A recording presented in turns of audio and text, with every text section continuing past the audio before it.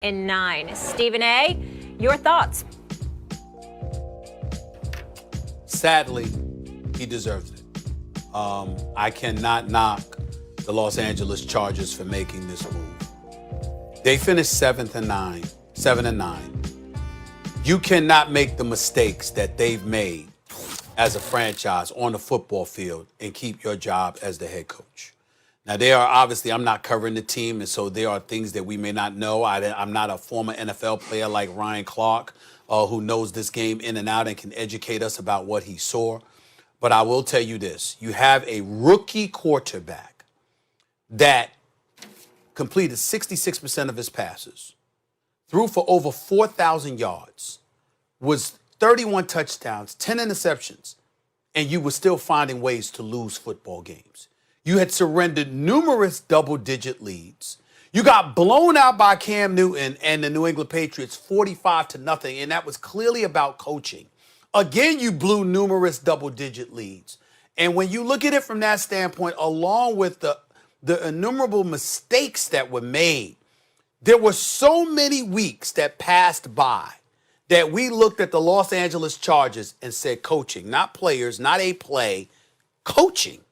You can't have that many question marks when you got a rookie quarterback that looks like a stud in Justin Herbert and you're losing games because of coaching. That's inexcusable. And as big of a supporter as I am for black coaches getting an opportunity, I cannot knock the Los Angeles Chargers for making this move. Well, I'm sorry. I just can't do it. Chargers had to get rid of Anthony Lynn. He was terrible.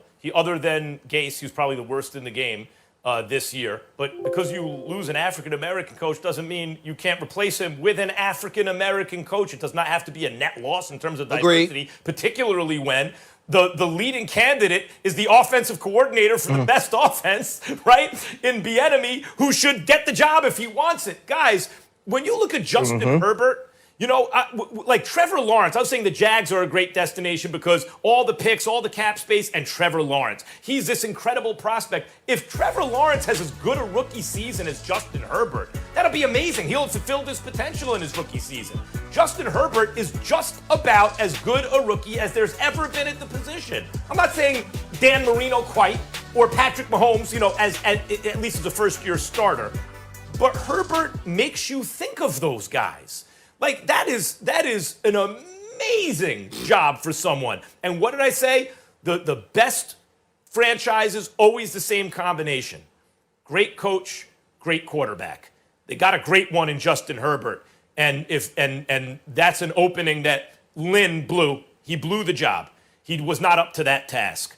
But just because, Stephen A., if you're talking about diversity, Lynn, who's African-American, is out, doesn't mean that another African-American candidate can't be put in, particularly when Bieniemy is sitting there. I mean, you look at this team, right, guys, and you think to yourself, the last 4 games they win. That's how they end up 7 and 9. This decision was made in the middle of the season. This decision was made after the Buffalo Bills debacle. This decision was made after losing by 45 to the New England Patriots. Because when you look at this team, the way they fought down the stretch, found ways to win some close games, it seemed like things were coming along, but they had already reached a point to where they thought they were moving on from Anthony Lynn. Now it's about the next step of the process. You don't necessarily need the quarterback guru, right? You don't need the guy that's going to make Justin Herbert or let Justin Herbert fulfill his potential, because it looks like he's on his way to that. So you need a coach that's going to understand delegation, that's going to understand time management, that's going to be able to build a complete team, because it seems you have a star at quarterback. So whether it's Eric Bieniemy, whether it's Robert Saleh, wherever you go to pick this next coach, don't make it be about making Justin Herbert the best he can be. Don't make it be about who we think can call the best plays offensively. Make it be about who can be a leader of men, because those are the organizations that we see year in and year out that are in the fight for NFC and AFC championships, that are in the fight for Super Bowls. You know you have a star. Anthony Lynn didn't coach well enough to keep this job. Make sure you make the right choice now, because it's the most important choice this organization has made in a long time. And I think it's important to point this out, y'all. The Chargers are under some pressure because the Rams were in the Super Bowl 3 years ago. They're back in the playoffs now. Sean McVay is a personality. Aaron Donald is on the Rams, along with Jalen Ramsey and those boys. The Rams matter. The Chargers, no one gives a damn about them in L.A. People have been talking about they need to go back to San Diego. Now, if you want to be relevant in L.A., you got to make the right call here. Yeah, for sure. Well, look, Justin Herbert, I would say already, guys, you know how I say most quarterbacks are dependent upon situation to be great? There are very few, like Aaron Rodgers and Mahomes, that would independently be great no matter where they were. Herbert looks like that guy to me. Mm-hmm. He looks like he's going to be fantastic wherever he is, and maybe he just showed it with Lynn. But I already see the floor for him if he stays healthy, like Matt Stafford. That's the floor for Justin Herbert if he stays healthy. That's a hell of a floor when the upside is one of the 2 or 3 best of his generation. Get a real. I agree with you, Ryan. You need a leader of men, but get a top-notch coach in there for this kid, and you will compete for Super Bowls every year. Yep. Do something special out there. All right, guys, let me rip through a few more topics here I want to get to. Derrick Henry. Oh, the NFC East ending in NFC East fashion. But before I get into that, welcome Ryan Clark to the show. RC, good to see you. Happy New Year to you and the beautiful family. I have one quick Happy question New for you. Year, I know guys. you're all about working out. You train people. Everybody's trying to get fit now. It's January 1. Give us one tip before we go here. One workout or health fitness tip. Consistency. Okay. You got to be consistent. No matter what, make sure you get in and do it. Okay, I'm with it. My Molly? dad always said 2 things: be consistent, be resilient. What's up, Stephen A? Molly, There he go. Can I announce something on national TV that y'all might laugh at me about, but it's the absolute truth? Of course. I have lost 17 pounds and 11% body fat. And even though I've got a few people to thank, snap. even though I've got a few people to hold on, wait a minute. Let's get it. What are you working on? Thank, in all seriousness, listen, the Peloton, the treadmill, the diet has improved. I got a lot of people to thank. My man OB, JJ Smith with her green smoothies, my man Bucky Marcus, people like that. But I got to give love to my man Ryan Clark, because my man Ryan Clark looked at me one day and said, unacceptable. The crunch berries, this and that, it's gotta stop. And he got on me so bad. The only thing worse than that, Molly, and Max, my little niece Keturah looked at me a few months ago. She went like this, "Oh, Uncle Steve. Oh, Uncle Steve." Now that's Shout out bad. to Keturah for keeping it real. I had to change. Guys, we'll do this. Listen, Stephen A's happy. Stephen A's happy when he grows in the mustache and comes out giving the Academy Award speech over those 10 pounds or whatever it was. Good job. That's right. It was 17. Oh, my goodness. It's hard, especially as you get older. 17 All right, our producer, who I love, Brian Bork, is going to kill me right now because I totally derailed this, and there's so much football to get into. But Stephen A., there will be follow-up questions about this weight loss because I have some. Sure. All right, we'll keep it moving. So we know the deal, right? The Giants get you-know-what, and now the Eagles, you saw what they did. It's all a mess. Max, how upset do you think Eagles should be? Everyone should be very upset with this. Guys, there's a reason the NFL flexed this game into prime time. Come on, last game of the season, and it determines who goes to the playoffs among divisional rivals, and you mail it in like that. By the way, you come in with a plan. It looked to me like you were trying to lose in terms of what you planned on doing, and in spite of that, this young dude, Jalen Hurts, wasn't having it. Didn't even play great, but willed his team to stay in the game, and I believe that gave them a good chance to win till the end, and I believe, actually, they would have won if they kept them in. I thought they had chances. I think Hurts would have won the game. And by the way, if you want to find out about something on your team, the second-round pick, the guy you drafted in the second round, right? Because you didn't believe in your first-round quarterback anymore that you gave the $100 million contract to, and I kept telling everyone, it ain't for depth at quarterback in some abstract way. They are hedging against Carson Wentz. That dude, instead of packaging him up and getting a receiver that you needed, your second round, and then he comes in and the team comes to life behind him. You need to find out this season, what do we have here? Do we have a franchise quarterback, or do we need to draft a quarterback? Do we need to keep looking? Because it ain't Carson Wentz, that's for sure. If you need to find out about someone in your roster, it's not Sudfeld. It's not your third stringer. It's Jalen Hurts. Can you win a game on primetime that you have no business winning against a divisional rival to spoil their chances to go to the playoffs? In primetime, right? Like, can you do that? Yes or no? That's what you should be trying to figure out. Instead, you damage the integrity of the game. I'm not just sour grapes as a Giants fan, guys. I'm a Giants fan, and if the you are. We're like, well, if we lose this game, we get Trevor Lawrence. Or we can keep the Giants out of the playoffs, and we're not playing a divisional rival. I'd be like, ooh, I hate those Eagles, but I understand. But you're playing a divisional rival. You have a chance to keep them out by beating them. Don't tell me about going from 9 to 6 in the draft. That's garbage. With a GM who can't even draft a receiver or a Pro Bowler to save his life in half a decade. You care about moving up 3 spots in the draft? Eagles fans should be apoplectic, as should all football fans. That was awful.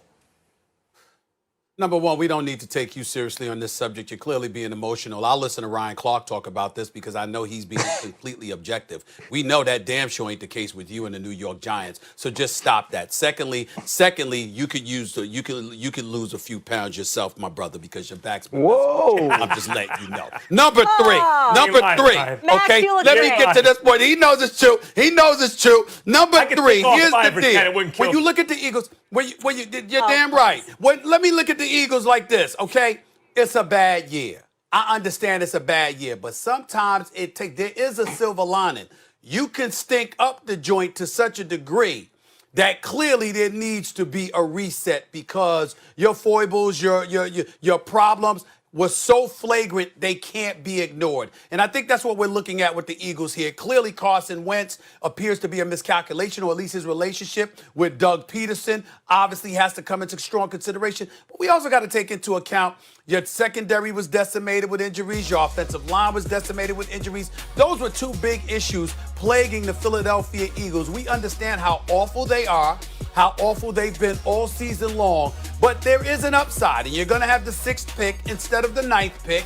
Jalen Hurts is going to be there, so you have a quarterback that you at least believe can give you something in the future. And I do think that all things are not negative and all things don't need to be killed in Philadelphia. This was a bad season, make no mistake about it. I make no excuses for the Philadelphia Eagles, and it was disgraceful how they threw that game last night, no doubt about it. But again, the entire season was disgraceful. So I'm not that put off by what we saw last night because as far as I'm concerned, they've been damn near that bad all season long, and you needed something like this to happen before things got better. Stephen A., how long did you write in Philadelphia? 17 years. 17 years. 1 year for every pound, And Ryan.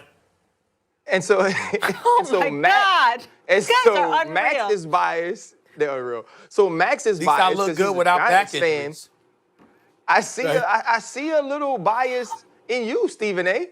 You seem to be being a little soft Right. on Philadelphia. You seem to be going like You would need to go like read you my got some column. Friends. You would need Like to you go got read some- my like you got column. some- Because Hey, I'm that's not talking- what I'm known for.